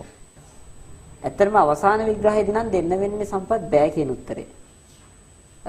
මොකද මේ ලෝකේ අදිමානසික ලාභීන් යයි තමන් විසින් කියන හෝ අන් අය හඳුනා ගන්නා සියලු දෙනා වර්ග තුනකට බෙදන්නට පුළුවන් සම්පත්. එක වර්ගයක් තමයි සැබවින්ම අදිමානසික බල තිබෙන අදිමානසික ලාභී. රහතන් වහන්සේලා, යෝගීවරු, ඍෂිවරු, ආගම් ශාස්ත්‍රඥ වහන්සේලා වෙණි අය සම්පත්. ඒක කොටසක්. තව කොටසක් ඉන්නවා සම්පත් යම් යම් ඉන්ද්‍රජාලික හැකියාවන් අපි මැජික් කියලා කියන්නේ. ඒ දේවල් හදාරලා ඒවා අදිමානසික හැකියාවන්සේ බාහිර ලෝකයට පෙන්නලා වරප්‍රසාද ලාභ ප්‍රයෝජන ලැබෙමින් යැපෙන කොටසක්. ඕන් වංචනිකය. තව පිරිසක් ඉන්නවා සම්පත් ඔය ස්ප්ලිට් පර්සනැලිටි එහෙම නැත්නම් ද්විත්ව පෞරුෂය වෙනි මානසික ආබාධ වලින් මානසික රෝග වලින් පෙළෙන අය ඒ අය විශ්වාස කරනවා ඒ අය දෙවියන් සමග කතා කරනවා දෙවියන් සමග ගනුදෙනු කරනවා දෙවියන්ගේ ශක්තිය එයාට ලැබෙනවා එහෙම නැත්නම් ඒ අයට යම් යම් ශක්තියින්ගේ විශ්මිත දේ කරන්න පුළුවන් කියලා හිතන් ඉන්න අය. ඒ අනුව අදිමානසික ලාභීන් යයි Taman කියන හෝ ලෝකයා හඳුනා ගන්නා කොටස් තුනක් ඉන්නවා සැබෑ අදිමානසික ලාභී මානසික රෝගීන් සහ වංචනිකයන්. ඔය අතරින් සැබෑ අදිමානසික ලාභීන් Taman අදිමානසික ලාභියෙකු යයි කියන්නේ සම්පත් ඊටාම කලාතුරකින් ඊටාම විරල අවස්ථාවක. ඒ නිසා සාමාන්‍ය කෙනෙකුට ඒ හඳුනා ගන්න හරිම අමාරුයි. ඔබට අවශ්‍ය නම් මම පුංචි කතාවක් කියන්නම් ඒක මේ තහවුරු කරන්න. හොඳයි. මේක තියෙන විසුද්ධි මාර්ගයේ. සිතුල්පව්වේ එක්තරා රහතන් වහන්සේ නමක් ළඟ පැවිදි වෙනවා මේ මහලු වයසටපත් වෙච්ච පුද්ගලෙක්. දැන් මේ භික්ෂුන් වහන්සේ අර රහතන් වහන්සේගේ අන්තේවාසික භික්ෂුන් වහන්සේට තමයි කටයුතු කරන්නේ. දවසක් මේ පිණ්ඩපාත යන ගමන් අර රහතන් වහන්සේගේ පාත්‍රයේ මේ මහලු භික්ෂුන් වහන්සේ අතේ තියාගෙන යන ගමන් අර රහතන් වහන්සේගෙන් අහනවා ස්වාමීනි මේ රහතන් වහන්සේ නමක් අඳුරගන්න පුළුවන්ද බාහිර ස්වරූපයෙන් කියලා. ඒලා රහතන් වහන්සේ කියනවා සම්පත් රහතන් වහන්සේ නමක්ගේ පිටිපස්සෙන් පාත්‍රය අරන් ගියත් බෑ කියනවා. ඇත්තටම දිශාන දැන් ඉන්දික ගැන කොහොම ඔය වැඩසටහන ඔමේ අද්දී ඔය ක්ලිප්ස් ටික යද්දී අපිට වමනාව තිබුණා දැන් අපි බොහෝ දෙනෙක් කතා කරේ දැන් අපි පසුගිය සමානේ කතා කරේ ජ්‍යොතිර්වේදය ගැන. ඒකට ජ්‍යොතිර්වේදයේ ප්‍රායෝගික පසුතලයකට යන්න අපිට වමනාව තිබුණා. දැන් නිෂ්පාදකවරයාට අපි අංජන තමයි ගියේ සුවන්ජි අංජන. කොහොමද දැන් ඉන්දිකගේ තියෙනවා සාමාන්‍ය ජ්‍යොතිර්වේදයකට වඩා ප්‍රකාශ කිරීම සහ එහෙම නැත්නම් අනාවැකි කිරීමේ වෙන ක්‍රමයක් තියෙනවා. දැන් ලග්නේ කියවහම නැත්නම් නවාංශකයේ කියවහම ඉන්දික හරියටම කියනවා උපන් දිනය සහ අදාළ කේන්ද්‍ර සටහනේ නැත්නම් ජන්මලාභයේ ජන්ම සටහනේ තියෙන බොහෝ විස්තර ඉන්දික කියනවා. දැන් සාමාන්‍යයෙන් එහෙම නැහැ. සාමාන්‍යයෙන් නම් කරන්නේ සටහන බලන්නේ බොහෝ අනාවැකි කියන්නේ. මෙතන එහෙම කතාවක් නෙවෙයි තියෙන්නේ. හාත්පස වෙනස් දෙයක්. ඒ පැත්තෙන් ජ්‍යොතිර්වේදය පිළිබඳ විෂයාත්මක කරුණු ඒ විදිහට කතා කරපු ඉන්දිකම එක කතාවක කියනවා මේ කොහෙවත් ඉන්න මිනිහගේ කකුල කඩන්න සෙනසුරුට තියෙන අමාරුව මොකද්ද? කොහෙවත් තියෙන පවුලක් කඩන්න සෙනසුරුට තියෙන අමාරුව මොකද්ද? කොහෙවත් ඇති මගුලක් ජෝඩු කරන්න සිකුරුට තියෙන ඕනකම මොකද්ද? ඒ වගේ මැද තැනකට ඉන්දික සාකච්ඡාව අරන් එනවා. නමුත් ඉන්දිකේ තියෙන විෂයන් එක්ක අපි කල්පනා කරා මේ අදිමානසික විද්‍යාව සහ අදිමානසික ක්‍රමයේ පිළිබඳව සහ ඒක අපිට ග්‍රහණය කරගන්න ආකාරය පිළිබඳව ඉන්දිකගේ දැනුම ටිකක් හොයන්න. ඒ නිසා ඒක සරල ප්‍රශ්න ටිකක් අහන්න.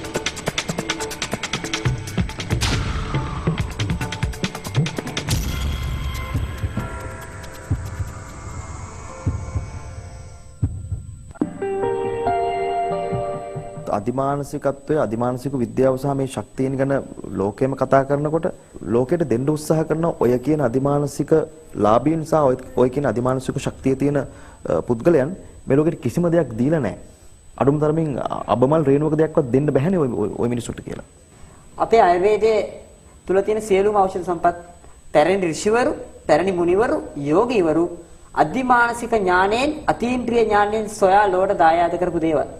ඔය කියන්නේ ඉන්දියාව බටහිර භෞතිකවාදී විද්වතුන් සොයාගත් ඖෂධසේ ඒ අපේ ආයුර්වේද ඖෂධ ස්වභාවික ඖෂධ සම්පත් එක රෝගයක් සුව කරලා තව රෝගයක් හදන්නේ නැහැ. ඒ තමයි සැබෑ ස්වභාවික ඥානය තුලින් සබාධම ගවේෂණය කොට ඒ ගැඹුරු අදිමානසික චින්තනය තුල ලෝට දායාද කළ මහා ඖෂධ. ඒ විතරක් නෙවෙයි සම්පත්. විමාන සූත්‍ර වෙනි මහා පොතපත. ඒ කතෘ අඥාත වුණා. එතමුන් සලකනවා ඒ රාවණා විසින් ලියන ලද්දක් කියයි. ඒ කතෘ අඥාත වුණත් එවැනි පොතපතවල කුමාර තන්ත්‍රය වෙනි මහා පොතපතවල ඒ මහා ඍෂිවරු තම ඥාණයෙන් අදිමානසික ඥාණයෙන් සොයාගත් මහා ඖෂධ පිළිබඳ දැනුමත් තාක්ෂණික දැනුමත් ගැබ් වෙනවා සම්පත්. ඒ තමයි ප්‍රබලතම සාක්ෂි ලෝකේ අදිමානසික විද්‍යාව අතීතයේ ඉතා ප්‍රබල ලෙස පැවති බවට සහ මේවායින් වැඩගත් බවට. ඉන්දික කොහොමද එහෙම කියන්නේ? දැන් අපිට එහෙම ප්‍රකාශයක් කරන්න පුළුවන්ද? අදිමානසික ශක්තිය තුල ඒ සෑම දෙයක්ම හොයාගත්තායි කියන කාරණේ. දැන් ඔබ ඍෂිවරුන්ට සම්බන්ධ කරලා කියනවා, ඖෂධ සොයා ගැනීම සම්බන්ධ කරලා කියනවා. නමුත් යම් ක්‍රියාවලියක අධ්‍යයන ක්‍රියාවලියක අවසාන ප්‍රතිඵලය වෙන්න බෑද ඒ සොයා ගැනීම? එසේනම් එවැනි කිසිදු තාක්ෂණික ඥානයක් නොතිබුණු කලක අධ්‍යයනයේ වෙන දෙයක් සොයාගත්තා නම් මෙබඳු තාක්ෂණික යුගයක ඔය කියන අධ්‍යයනය තුළින් කොතරම් දේ සොයා ගන්නට ඕනේද? සොයාගෙන තියෙන්නේ මොනවද?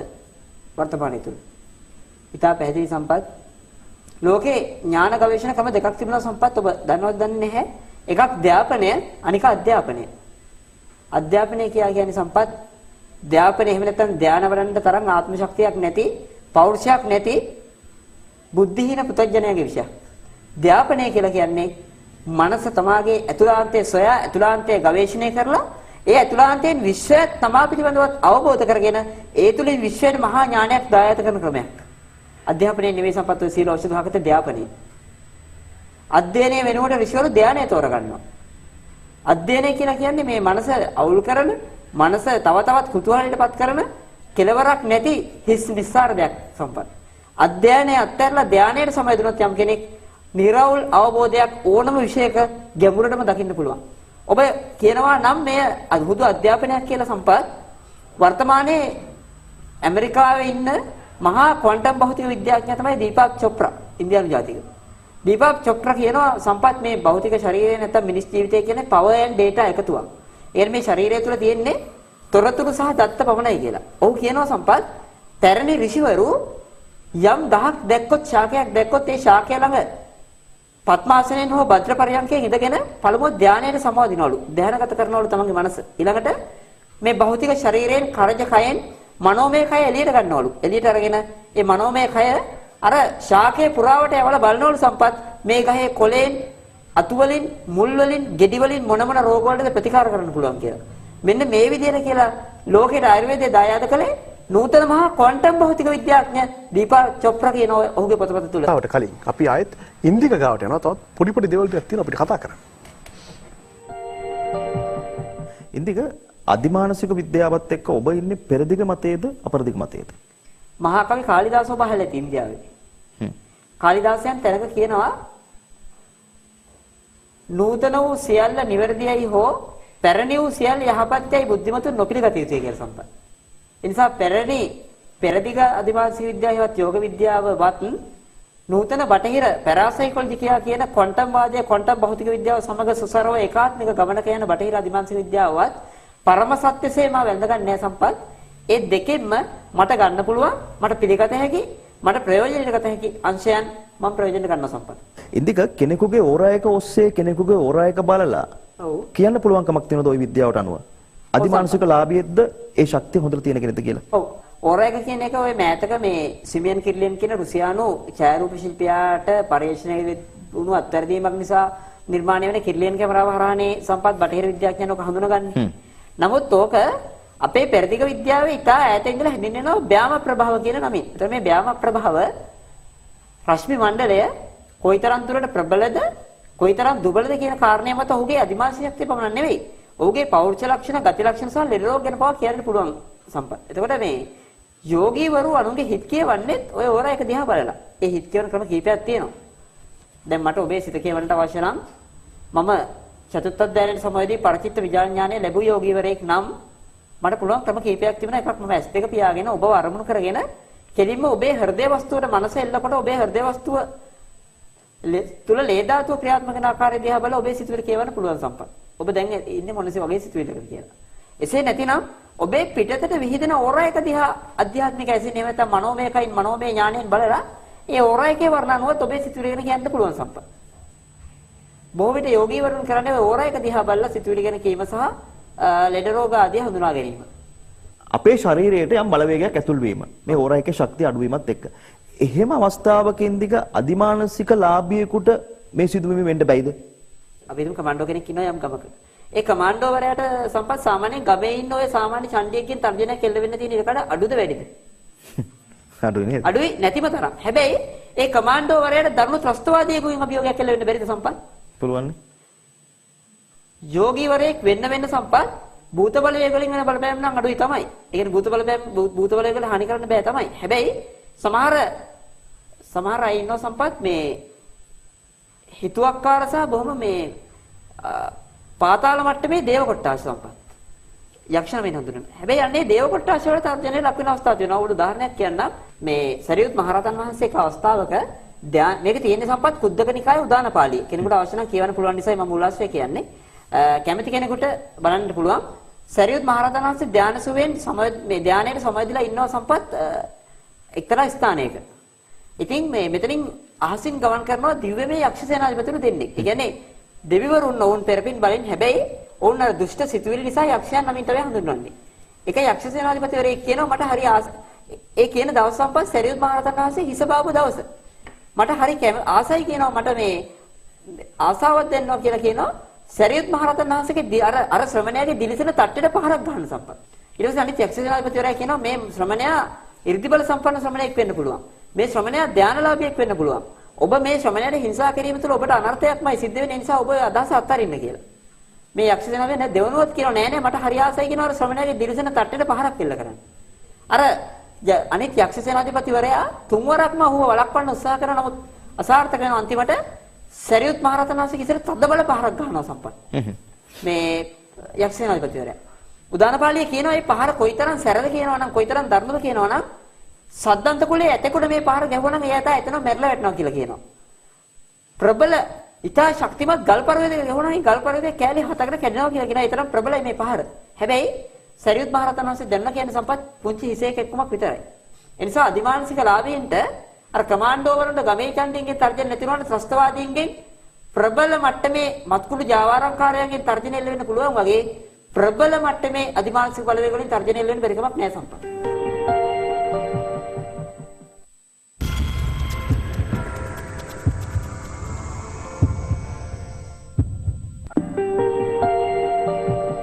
ඔබ ඉන්නේ සැබෑ අධිමානසික ලාභයක් හැටියටද? මට හැබැයි එක දෙයක් කියන්න පුළුවන් මා අධිමානසික ගවේෂකයෙක් සම්පත්. ඒ මගේ ගවේෂණය තුළ මා ලැබූ යම් යම් අධිමානසික ප්‍රතිලාභයන් නැතුවා නොවේ.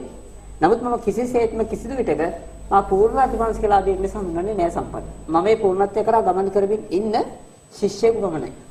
ඔබ කොහොමද ඔය දේ ළඟා කරගත්තේ? සම්පත් හින්දු යෝග විද්‍යාවේ තිබෙනවා මේ ක්‍රම 8ක් අනුගමනය කළ යුතුයි. මුලින්ම යෝගියා හික්මෙන්නට ඕන මේ ආචාර ධර්ම පද්ධතියක් තිබෙනවා නිර්මාංශ විමේශයේ යාම නියාම කියලා.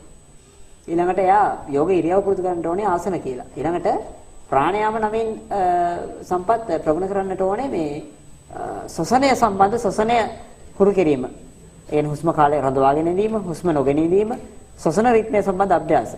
ඊළඟට තිබෙනවා මේ ප්‍රත්‍යහාර කියලා යම් අභිමත දේව රූපයක් හෝ යම් සංකල්පයක් මත මනස සුසර කිරීම. මේ ආදී අංග 8ක් තිබෙනවා යෝග විද්‍යාවේ. යාම නියාම ආසන ප්‍රාණයාම ප්‍රත්‍යහාර ධාරණ ධාන සමාධි කියලා. මේ අතරින් සම්පත් ආසන හැර අනිත් සියලු ක්‍රම මා පුහුණු කොට අනුගමනය කොට ඒ හරහා යම් අධ්‍යාත්මික ඒකාග්‍රතාවයකට පත් වී තිබෙනවා සම්පත්. ඔබ ඔය කියූ දේවල් කොහොමද ප්‍රගුණ කරන්නේ? ඒවට මොකක්ද යොදාගන්න කාලය සහ ඒවට නිශ්චිත කාලයක් තියෙනවද? මම සාමාන්‍යයෙන් ඉතා අඩුවෙන් නිදා ගන්නා කෙනෙක්. ඒ නිසා මම සාමාන්‍යයෙන් දවසට පැයක් හෝ දෙකක් මම මේ සඳහා භාවිත කරනවා. විශේෂයෙන්ම මිනිස් මට්ටම ඉක්මවා ගිය දියුණු ජීවීන් සමග ගනුදෙනු කිරීම සඳහා ඔවුන් සමග මගේ ඇති මිත්‍ර සම්බන්ධතාවයන් අලුත් කර ගැනීම සඳහා සහ ඔවුන් සමග මාගේ මිත්‍ර සම්බන්ධතාවයන් වඩා තහවුරු කර ගැනීම පවත්වා ගැනීම සඳහා මම මගේ කාලය යම් කොටසක් භාවිත කරනවා සම්පත්. ඒ උදවිය කවුද කියලා හෙවොත් මට උත්තරයක් දෙන්න පුළුවන්ද? ඔබ භූත නමින් හඳුන්වන කොටස්, ඒ වගේම ඔබ දේව බ්‍රහ්ම නමින් හඳුන්වන කොටස් බෞද්ධ පමණක් නොවේ. කොටස් ඊළඟට ඔය ටිබෙට් සම්ප්‍රදායේ නරෝපා මිලාරේපා ආදී වශයෙන් හඳුන්වන එබඳු කොටස් සහ ඇතැම් සුවිශේෂී මියගේ පුද්ගලයන්ගේ ආත්ම සමග මම යම් අධිමානසික ගනුදෙනුවක යෙදෙනවා සම්පත්. ඒ බලවේග ඔබ ලං කරගත්තේ කොහොමද? දැන් ඔබ දන්නවා ආලෝකයේ වේගය සාමාන්‍යයෙන් තප්පරයකට කිලෝමීටර් 3 ලක්ෂයයි. එතකොට ආලෝකයේ වේගයෙන් ගියත් අපිට කිට්ටුවම තියෙන තරුවට යන්න අඩුම තරමින් අවුරුදු 5ක් 6ක්වත් ගත වෙනවා සම්පත්. හැබැයි අධිමානසික බල දිනු කරපු කෙනෙකුට භෞතික කයින් යන්නත් මනෝමය කයින් යන්නත් ගත වෙන්නේ ශක්තිමත් පුරුෂයෙක් මේ හකුලවපු අතක් දික් කරන වේගයත් දික් කරපු අතක් හකුලවන වේගයත් තරම් ඊටාම කෙටි කාලයක් සම්පත්. ඒ නිසා මේ විශ්ව ඡායකා යෙදෙන කෙනෙකුට අලුත් ඊටා බුද්ධිමත් අපූර්ව මිතුරන් හඳුනා ගන්න තියෙන හොඳම ක්‍රමය අධිමානසික විද්‍යාව. මෙන්න මේ අධිමානසික විද්‍යාව නැමැති දොරටුවෙන් නොපෙනෙන ලෝකයට පිවිසීම හරහා තමයි මම මා ඉහතින් සඳහන් කළ මිතුරන් හඳුනා ගන්න සම්පත්. යම් සේයාවන් ඔබට දිස් වෙනවද? මම යම් මොහොතක ධානයකට සමවැදිලා එහෙම නැත්නම් අපි කියමු ධානය පැත්තකින් ඉඳලා භාවනාව තුළ යම් ගැඹුරු ඒකාග්‍රතාවකටපත් වෙලා මේ භෞතිකයෙන් නික්මුණාට පස්සේ මම තවදුරටත් ඉන්දිකතරවත් නෙවෙයි සම්පත්. මම විශ්වජීවියෙක්. ඒ නිසා මට මේ ඉන්දිකතරවත් හැටියට ඉන්න මට බලපාන භෞතික බාධාවන් හෝ භෞතික අවහිරතාවයන් කිසිවක් එම තලය තුළ එම කාල අවකාශය තුළ බලපාන්නේ නැහැ සම්පත්.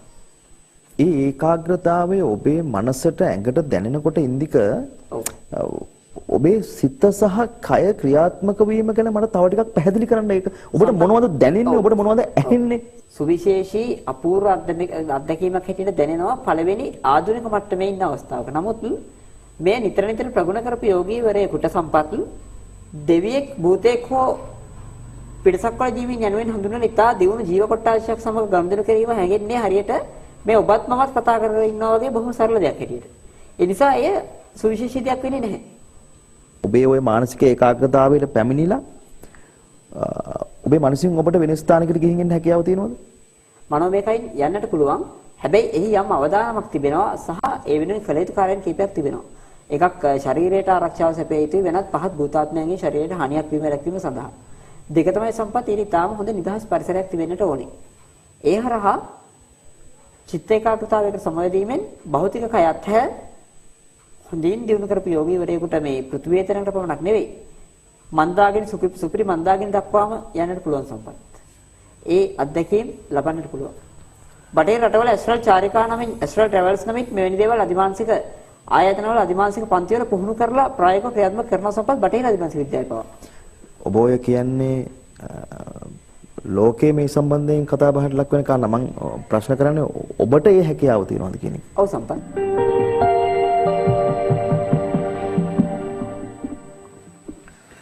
ඔව් කියන දේවල් සම්බන්ධයෙන් පසුවදනක් දෙන්න තරම් මගේ දැනුමක් නැති නිසා මම යෝජනා කරනවා අපි ඊළඟ ක්ලිප් එකට යන්න කියලා. ඔව්. හරි මෙහෙම කරමු. ඇත්තටම ඔව්. දිගින් දිගට ඒ ගැන කතා කරන එකේ තේරුමක් නැහැ. මොකද ඉස්සරහට තවත් දේවල් තියෙනවා. ඒ ගැන නැවත වතාවක් වඩාත් පුළුල් විදිහට කතා කරන්න අපි ළඟ නැහැ යමක්. දිල්ෂාන් දැන්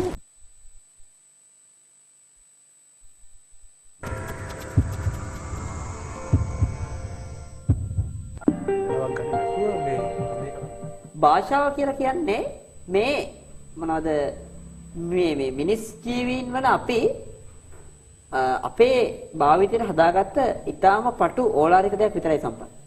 සම්පත් ඔබ හිතනවා නේද හිතන්නේ භාෂාවකින් කියලා? නෑ සම්පත්. හිතන්නේ භාෂාවකින් නෙවෙයි.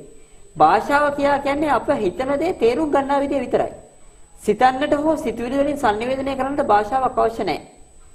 විශ්වයේ තියෙන පොදු භාෂාව චිත්ත භාෂාව, මයින්ඩ් ලැන්ග්වේජ්. ඒ භාෂාව සියලු දෙවියන්ට, සියලු බ්‍රහ්මයන්ට, සියලු භූතයන්ට පොදුයි සම්පත්. ඔබ බලන්නකෝ සියලුම දෙවිවරු බුදුන් වහන්සේ හම්බෙලා බුදුන් වහන්සේගෙන් ප්‍රශ්න අහන සහ උත්තර දෙන සියල්ල තියෙන පාලි භාෂාවෙන්. හැබැයි ඒ ප්‍රශ්න සහ උත්තර තිබෙන්නේ ඇත්තම මේ සංවාද කරන්නට ඇත්තේ සම්පත් මේ චිත්ත භාෂාවෙන් නැත්නම් විශ්ව භාෂාව තුලින්. ඒ භාෂාවට වචන නැහැ සම්පත්. ඒ තුල තිබෙන්නේ මනෝමය මානසික තරංග ක්‍රියාවලියක් පමණයි. හැබැයි අපට ඒ අවබෝධ කරගන්න පුද්ගලයාට යෝගීවරයාට පුළුවන් එය තමාගේ ස්වකීය භාවිත භාෂාවට පරිවර්තනය කරන්නට. ඒ තමයි ආගම්පත්රුවරුන් යෝගීවරුන් ඍෂිවරුන් කරන්නේ සම්පත්. ඔබ මුණ ගැහෙන්න ඔබ ඔය කියූ මිතුරන් අතරේ ඔබට වඩාත් සමීපම කෙනෙක් ඉන්නවද? ඒ කෙනා පිළිබඳව මට පැහැදිලි කිරීමක් කරන්න පුළුවන්ද?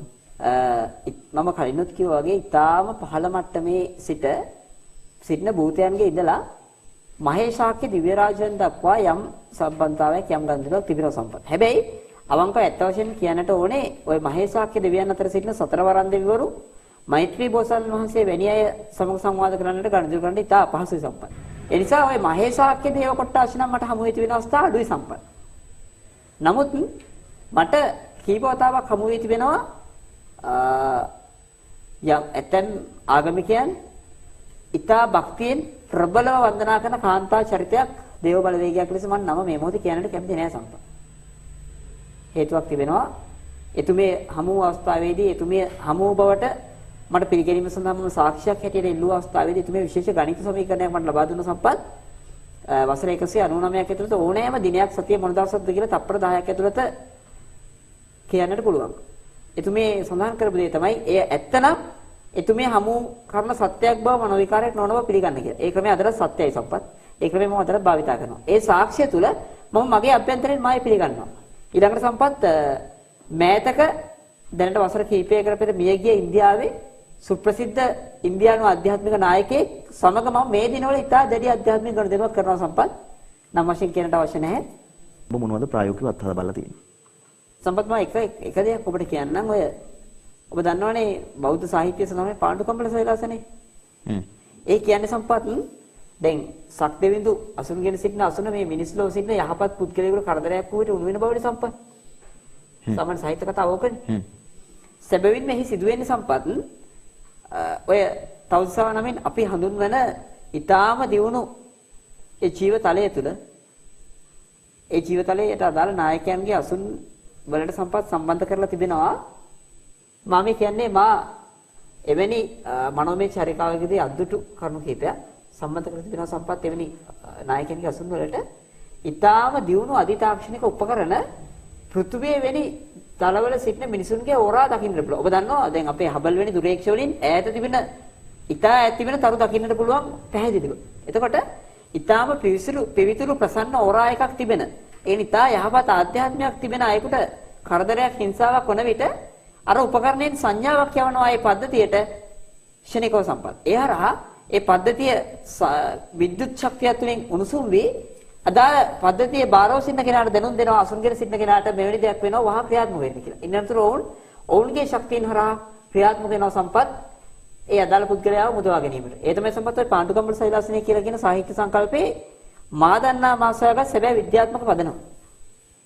මේ සම්පත් මාධ්‍යයෙන් පළවෙනි වතාවට මේ කියන්නේ මේ තමයි තවත් ඔය කල්පවෘක්ෂයත් එහෙම දැන් සම්පත්. කල්පවෘක්ෂය කියලා කියන්නේ සම්පත් ශක්ති සංස්ථිතිය කියන භෞතික විද්‍යා නියමයේ උච්චතම ඵලයක්. ඒ කියන්නේ සම්පත් වුන් ඒ සකස් කර තිබෙන්නේ එම යන්ත්‍රය යටට ගොස් යම් කෙනෙක් ඔබ ඒ යන්ත්‍රයට කියලා ඔබ ටී-ෂර්ට් එකක් ගැන හිතුවොත් විශ්වයේ ශක්තිය උරාගෙන විශ්වයේ ශක්තිය ඔබ අපේක්ෂා කළ පදාර්ථය බවට යන්ත්‍රය විසින් පත් කර දෙනවා සම්පත්.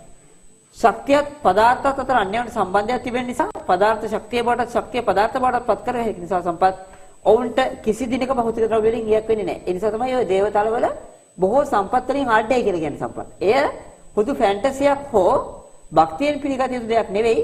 ඔවුන් අනාදිමත් කාලයක් සිට කරන ලද ඉතා දීර්ඝ පරිශ්‍රණ හරහා ලබාගත් ඉතා ගැඹුරු විද්‍යාත්මක දියුණුවක් සම්පත් දේවතල වල තිබෙනවා.